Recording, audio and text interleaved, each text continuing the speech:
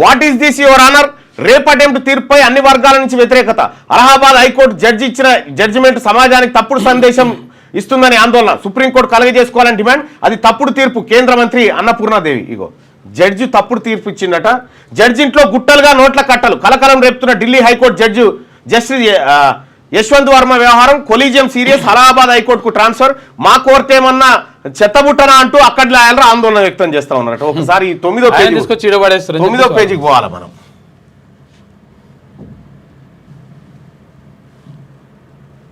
జడ్జిలు కూడా గిట్ల తయారైనాక ఇంకేముంటుంది చెప్పురి.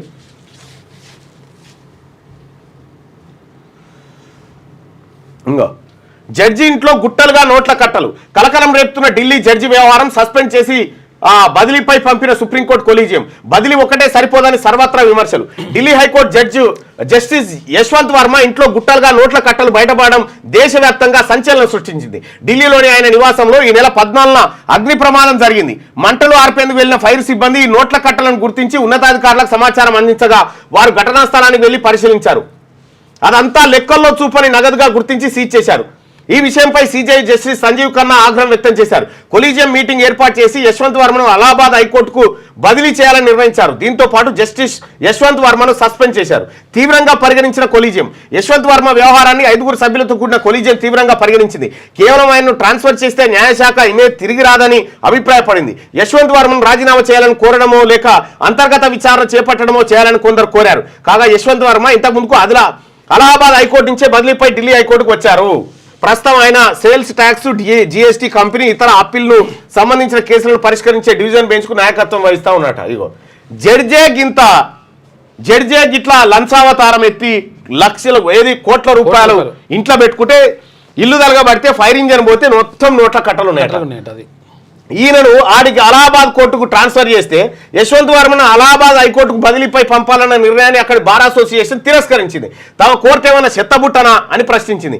ఈ మేరకు అలహాబాద్ హైకోర్టు చీఫ్ జస్టిస్ తో పాటు జడ్జీలకు లేఖ రాసింది.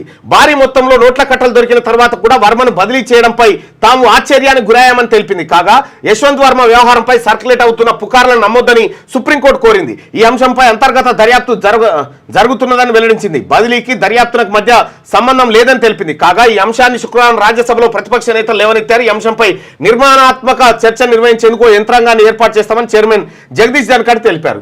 జడ్జీలే గిట్లా తయారైన తర్వాత ఈ ఏడంగా వచ్చిన ఈ పైసలు ఈ నోట్ల కట్టలు 50 కోట్ల రూపాయలు లంచాలు తీసుకొని తీర్పులు ఇస్తూ వస్తాయి. లిక్విడ్ క్యాష్ 50 కోట్ల రూపాయలు చూసుకో ఎట్లా ఉంది ఆయన కథ. ఇగో ఇంకో జడ్జి కథ చూడండి. అలహాబాద్ జడ్జి తీర్పుపై దుమారం. అన్ని వర్గాల నుంచి వ్యతిరేకత. సమాజానికి తప్పుడు సంకేతం ఇస్తుందని ఆందోళన. సుప్రీం కలగజేసుకోవాలని డిమాండ్. అది తప్పుడు తీర్పు అని చెప్పి కేంద్ర మంత్రి. మహిళ ఛాతిపై చేయి వేయడం, డ్రెస్ లాగడం అత్యాచార యత్నం కిందికి రాదంటూ అలహాబాద్ హైకోర్టు జడ్జి ఇచ్చిన తీర్పుపై దేశవ్యాప్తంగా దుమారం రేగుతున్నది.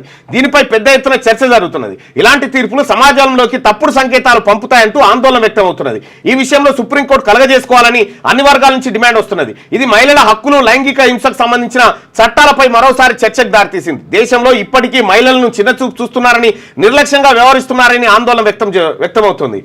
ఈ తీర్పును కేంద్ర మంత్రులు, నాయకులు, మహిళా కమిషన్లు, మానవ హక్కుల కార్యకర్తలు, న్యాయవాదులు ఖండించిన మహిళా నేతలు అలహాబాద్ హైకోర్టు జడ్జి ఇచ్చిన తీర్పును కేంద్ర మహిళా శిశు సంక్షేమ శాఖ మంత్రి అన్నపూర్ణాదేవి ఖండించారు. అది తప్పుడు తీర్పు అని ఆమె శుక్రవారం పేర్కొన్నారు. ఇలాంటి తీర్పులు సమాజానికి తప్పుడు సందేశం ఇస్తాయని చెప్పారు. ఈ విషయంలో సుప్రీంకోర్టు కలగజేసుకోవాలని విజ్ఞప్తి చేశారు. అలహాబాద్ హైకోర్టు జడ్జిమెంట్ పై మరికొంతమంది మహిళా లీడర్లు కూడా స్పందించారు.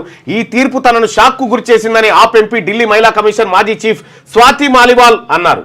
ఇది చాలా దురదృష్టకరం, సిగ్గుచేటు. ఒక మహిళా విషయంలో పురుషులు అలా ప్రవర్తిస్తే రేప్కు ప్రయత్నించినట్టు కాదా? ఈ జడ్జిమెంట్ వెనక ఉన్న లాజిక్ ఏంటో అర్థం కావడం లేదు. ఈ విషయంలో సుప్రీంకోర్టు కలగజేసుకోవాలని ఆమె కోరారు. మన దేశంలో మహిళలను పూర్తిగా నిర్లక్ష్యం చేస్తున్నారని, దీన్ని అధిగమించాల్సిన అవసరం ఉందని తృణమూల్ కాంగ్రెస్ ఎంపీ జున్మాలియా పేర్కొన్నారు. ఇక్కడ ఈ జడ్జి కానీ ఆ జడ్జి కానీ వీళ్ళెవరు పరీక్షలు రాసి వచ్చిన వాళ్ళు కాదు. ఈ కొలీజియం అనేది కూర్చొని ఇటువంటి వాళ్ళని ఎంపిక చేస్తుంది. ఇటువంటి వాళ్ళని వాళ్ళ బంధువులను, చుట్టాలను వీళ్ళని ఎంపిక చేసుకుంటే వాళ్ళే జడ్జీలు. ఇక జడ్జి మీద విచారణ చేయాలంటే ఇప్పుడు పోలీసు వాళ్ళు భయపడతారు, గవర్నమెంట్ భయపడుతుంది. ఇక వాళ్ళ ఇళ్ళకు ఎవరు చెక్ చేయాలి? వాళ్ళు ఆయన ఇంట్లో 50 కోట్ల రూపాయలను కట్టలట, నోట్ల కట్టలు ఫైర్ ఇంజన్ వాళ్ళకు దొరికినాయి. ఈ రకంగా జడ్జిలు తయారయ్యి అక్రమ మార్గాన్ని సంపాదిస్తూ ఉంటే ఈ దేశంలో న్యాయ వ్యవస్థ మీద నమ్మకం ఉంటుందా? ఏమైనా నమ్మకం ఉంటుందా?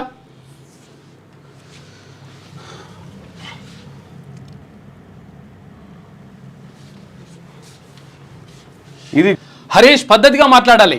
సీఎంకు అజ్ఞానం, మంత్రులకు బుద్ధిమాంద్యం అంటారా? అయితే మీలా ఆదాయం లేకున్నా బడ్జెట్ పెంచుకుంటూ పోలేదు. 10 ఏళ్ళు వారు 16.70 లక్షల కోట్లు వ్యయం చేశారు. ఇక సాగర్ కట్టారా, ఈసీఐఎల్ నిర్మించారా? రాష్ట్రానికి గాలి కొదిలేసిన వారికి క్షమాపణ చెప్పాలి. స్వేచ్ఛ గురించి బీఆర్ఎస్ నేతలు మాట్లాడమా? బడ్జెట్పై డిప్యూటీ సీఎం భట్టి సమాధానం. ఇక ఢిల్లీ హైకోర్టు జడ్జి ఇంట్లో నోట్ల కట్టలు, అగ్ని ప్రమాదంతో బయటపడ్డ గుట్టు.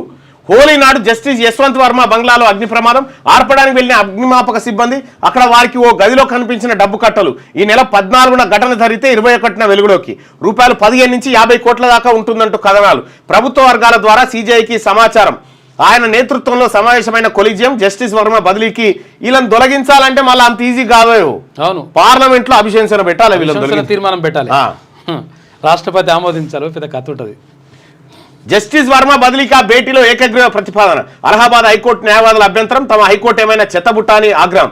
డబ్బు కట్టలపై ఢిల్లీ హైకోర్టు సీజే ఇప్పటికే అంతర్గత విచారణ చేపట్టినట్టు ప్రకటనలో సుప్రీం వెల్లడి. విచారణకు బదిలీకి సంబంధం లేదన్న సుప్రీం.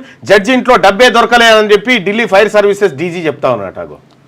అందరు దొరికిందని చెప్పి ఇంతలో అంతా జరుగుతుంది. ఢిల్లీ హైకోర్టు న్యాయమూర్తి జస్టిస్ అయితే తాను ఏం జరిగిందట, ఒక దొంగతనం చేసిందట. దొంగతనం చేసి పోయిరు. దొంగతనం చేసి మూట కట్టుకొని పోయి పైసలు మూట కట్టుకొని పోతే దొంగలంతా ఇక మరి ఎన్నున్నాయో లెక్క పెడదాం అంటే ఎందుకురా పొద్దుగాల టీవీలో చెప్పరా వాళ్ళు ఎన్నున్నాయి అనేది, వాళ్ళే చెప్తారు. ఎన్ని పోయినాయి అనేది చెప్తారు కదరా, దానికి ఈ లెక్క ఎందుకు అని అంటారట. విషయం ఏంటంటే వీళ్ళు ఎందుకైనా మంచిరా ముందే లెక్క పెడదామని లెక్క పెట్టారు. అవి ఒక 2 లక్షలు ఉన్నాయి. 2 లక్షలు వీళ్ళు దొంగతనం చేశారు. మీడియా ఏది అక్కడ మాట్లాడారు, పోలీసు వాళ్ళు ప్రెస్ మీట్ పెట్టి 20 లక్షలు పోయినాయి అని చెప్పారు. 20 లక్షలు. ఆ ఇంత ఆయన ఏం చేసిండు, 10 లక్షలు పోయినాయి అన్నాడు, దాన్ని 20 లక్షలు చేసిండు. ఈ దొంగలు కన్నీళ్లు పెట్టుకుంటా చేసిన 2 లక్షల దొంగతనానికి 20 లక్షల మీద పెట్టిరు కదరా. ఇగో ఇట్లుంటే మన వ్యవస్థలు. అలహాబాద్ హైకోర్టు తీర్పు ఆందోళనకరం. బాలికపై పైజామా తాడు లాగిన రేప్ కిందికి రాదనడం సరికాదు. సుప్రీంకోర్టు జోక్యం చేసుకోవాలి. కేంద్ర మంత్రి అన్నపూర్ణాదేవి. ఇవి ఇట్లా తయారైపోయిన కోర్టులు. లేటెస్ట్ న్యూస్ తెలుగు మరియు ఇంగ్లీష్ అప్డేట్స్ కోసం ఇప్పుడే క్యూన్యూస్ అఫీషియల్ యాప్ ని ప్లే స్టోర్ నుండి డౌన్లోడ్ చేసుకోండి. సరికొత్త సమాచారాల కోసం క్యూన్యూస్ వెబ్సైట్ ని ఫాలో అవ్వండి. ఛానల్లో ప్రాంతీయ, జాతీయ, అంతర్జాతీయ వార్తలు వీక్షించండి. లైక్ చేయండి.